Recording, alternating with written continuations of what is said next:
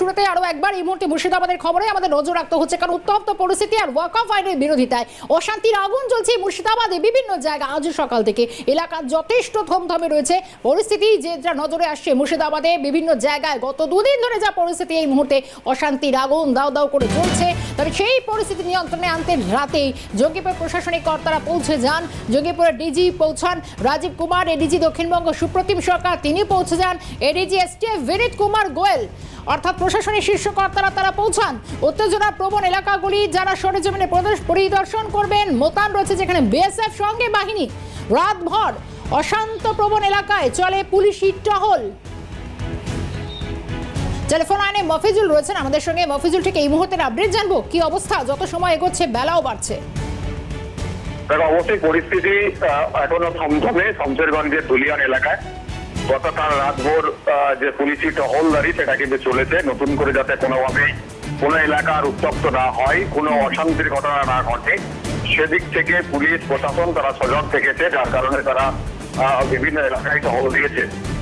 এখনো পর্যন্ত এলাকার মানুষজন যারা ক্ষতিগ্রস্ত হয়েছেন তাদের মধ্যে যথেষ্ট আতঙ্ক রয়েছে। তারা আতঙ্ক থেকে বেরিয়ে আসতে পারেনি, কারণ গত শুক্রবার যেভাবে দিনের আলোতে তারার সামনে যে লুটপাট এবং অশান্তি ভাঙচুরের ঘটনা ঘটেছে সেখান থেকে কিন্তু কোনোভাবেই সেই আতঙ্ক থেকে তারা বেরিয়ে আসতে পারছে না। বিএসএফ এর পোস্টিং রয়েছে এলাকায়, বিএসএফ পোস্টিং রয়েছে, তারাও টহল দিচ্ছেন। রাজ্য পুলিশের শীর্ষ আধিকারিকরা ঘটনাস্থলে পৌঁছেছেন, তারপরেও এলাকার মানুষজনদের মধ্যে আতঙ্ক এখনো পর্যন্ত সম্পূর্ণভাবে নির্মূল হয়নি। তাই সেই আতঙ্ক কাটাতেই প্রশাসন কেন্দ্র যথেষ্ট তৎপরতার সঙ্গে তারা এলাকায় টহল দিচ্ছেন। নতুন করে অশান্তির খবর এখনো পর্যন্ত নেই। গতকাল রাতেও ওই এলাকায় আর কোথাও নতুন করে অশান্তির ঘটনা না ঘটলেও মানুষের মধ্যে কিন্তু সেই আতঙ্ক এখনো পর্যন্ত রয়ে গিয়েছে। প্রশাসনের তরফ থেকে যেটা জানা যাচ্ছে, প্রায় গত কালকে পর্যন্ত 118 জনকে তারা গ্রেপ্তার করেছে। একাধিক মামলা ইতিমধ্যে হয়েছে। তারা এই লুটপাট দিয়েছে, তাদের উদ্দেশ্য কি ছিল?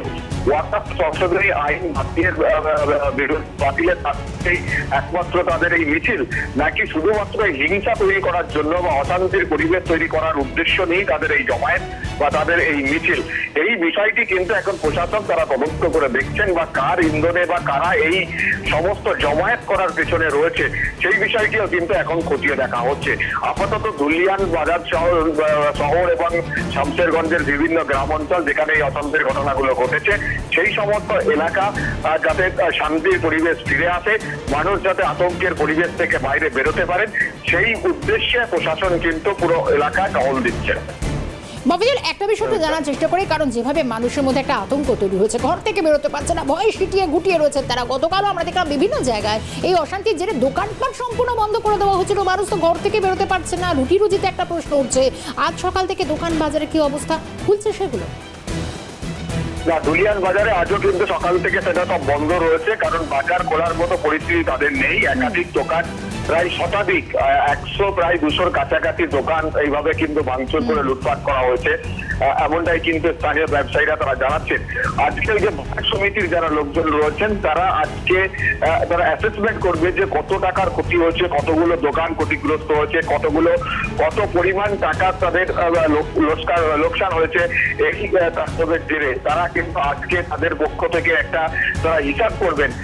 তবে বাজার হাট দোকান এই ধুলিয়ান বাজার বা শহর এলাকাতে কিন্তু আজও বন্ধ রয়েছে, কারণ সেই থমথমে অবস্থা এখনো পর্যন্ত কাটেনি। মানুষজন ঘর থেকে এখনো পর্যন্ত বাইরে বেরোতে পারেনি, বহু মানুষ এলাকা ছেড়েও তারা কিন্তু পালিয়েছেন।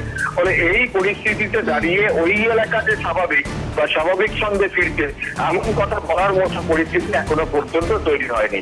বেশ, দিনভর নজর থাকবে মুর্শিদাবাদের পরিস্থিতি দিকে। মফিজুল, এই মুহূর্তে ধন্যবাদ জানাই, সঙ্গে ছিলেন মফিজুল ইসলাম।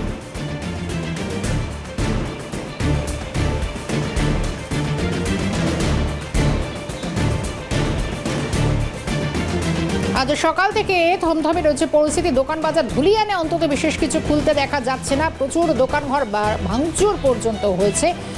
এবং ইতিমধ্যে প্রশাসনিক শীর্ষ কর্তারা তারাও পৌঁছে গিয়েছেন, বিএসএফ রয়েছে সঙ্গে, কেন্দ্রীয় বাহিনী আরও মোতায়েন করা হচ্ছে। কি বলছেন বিজেপি নেতা দিলীপ ঘোষ সামগ্রিক পরিস্থিতি শুনব। আর সেটা প্রথম দিন নামানো উচিত ছিল, পরশু দিন যেদিন এরকম আগুন শুরু হলো। ফারাক্কা থেকে ওমরপুর অবধি 50-60 কিলোমিটার রাস্তা পুরো উগ্রপন্থীদের হাতে চলে গেছিলো। রাস্তার ধারে দুই দিকে আগুন জ্বলছে, দোকানপাট পোড়ানো হচ্ছে, লুটপাট হচ্ছে, ভয়ঙ্কর পরিবেশ, গাড়ি ঘোড়া, রেলওয়ে বন্ধ, হাইওয়ে বন্ধ। কি চলছে এটা? সারা ভারতবর্ষের তো লাগু হয়েছে ওয়াকফ বিল, কেন পশ্চিমবাংলায় আগুন জ্বলছে? আর সুযোগ পেলে এখানে আগুন জ্বালানো, এটাই মমতা ব্যানার্জির রাজনীতি। যতদিন মমতা ব্যানার্জি ক্ষমতায় থাকবেন এই আগুন জ্বলবে আর হিন্দুরা ঘর ছাড়া হবে। ডিজি আমাদেরকে গল্প শোনাচ্ছিলেন কালকে, লজ্জা করে না? অবশ্য করতেই হবে, ওনাকেই বাঁচিয়েছেন জেল যাওয়ার থেকে মমতা ব্যানার্জি, তো তিনি তামাজারি করবেনই। কিন্তু মিথ্যাচারের একটা সীমা থাকা উচিত। কম্পিটিশান চলছে, কে কত মিথ্যা বলতে পারে? কিছু হয়নি, কোথাও নাই। বাড়িতে ঢুকে হিন্দু পরিবারের বাবা আর ছেলেকে খুন করা হলো, তারা মূর্তি বানাতো ওখানে। উগ্রপন্থীরা দাপিয়ে বেড়াচ্ছে, নিজেরা গুলি চালাচ্ছে, নিজেদেরকে লাগছে, বিএসএফকে গুলি মেরেছে, বিএসএফের গাড়ি জ্বালিয়েছে, পুলিশ তো আগেই হাওয়া হয়ে গেছে। যে অকর্মণ্য ডিজি, যার কোনো ক্ষমতাই নেই, যার পুলিশকে খুঁজে পাওয়া যাচ্ছে না, মানুষ হাহাকার করছে, পাড়া পাড়া থেকে ফোন আসছে, কোথাও পুলিশ নাই, আর এই জঙ্গিরা দাপিয়ে বেড়াচ্ছে সব জায়গায়। এই ধরনের পরিবেশ পশ্চিমবাংলায়, এ তো ভয়ঙ্কর অবস্থা। যত ইলেকশন আসবে আরও বাড়বে এটা, কারণ ওনারা চান এইভাবে জঙ্গিদের ভোট পেয়ে জিততে। বাংলাদেশ থেকে লোকেরা এসে উৎপাত করছে, কোনো রোকটোক নেই।